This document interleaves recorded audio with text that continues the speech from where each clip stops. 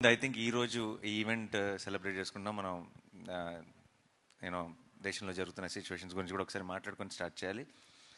ఈ ఆపరేషన్ సింధూర్ అన్నది, తర్వాత వాట్ ఫాలోడ్ అన్నది, ఐ థింక్ ఈరోజే ఎవరితో మన టీం అందరితో మాట్లాడుతూ పర్లేదా ఈరోజు సక్సెస్ ఈవెంట్, కొంచెం సిచ్యువేషన్ సెన్సిటివ్గా ఉంది కదా అని అడిగినప్పుడు నాకు ఇమీడియట్గా అనిపించింది ఏంటంటే,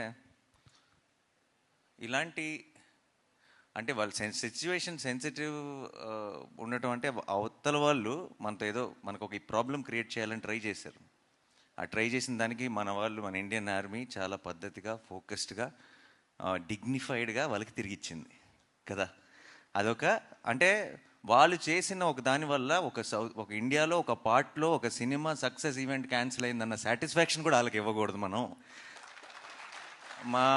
అంటే అసలు ఏమీ టచ్ చేయలేకపోయారు అన్నది కూడా ఒక స్టేట్మెంట్ పాస్ చేయాల్సిన బాధ్యత కూడా మనందరికీ ఉంది టీమ్గా.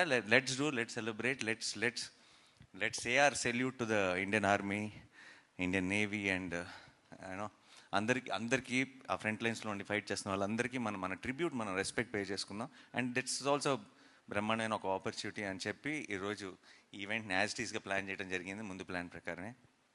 సో టు ఆర్మ్డ్ ఫోర్సెస్లో ఉన్న అందరికీ కూడా నా తరఫు నుంచి, టీం తరఫు నుంచి it's a big salute. Thank you so much. మీరు ఉన్నారు కాబట్టి మేము బయట అసలు ఇక్కడికి వస్తున్న చోట అన్ని పనులు సాఫీగా జరిగిపోతున్నాయి. అసలు ఇక్కడ మనం అప్పుడప్పుడు వింటుంటాం ఆ దేశంలో యుద్ధం, ఈ దేశంలో యుద్ధం అని. అక్కడ పరిస్థితులు ఎలా ఉంటాయి అప్పుడప్పుడు వీడియోలు చూస్తుంటాం.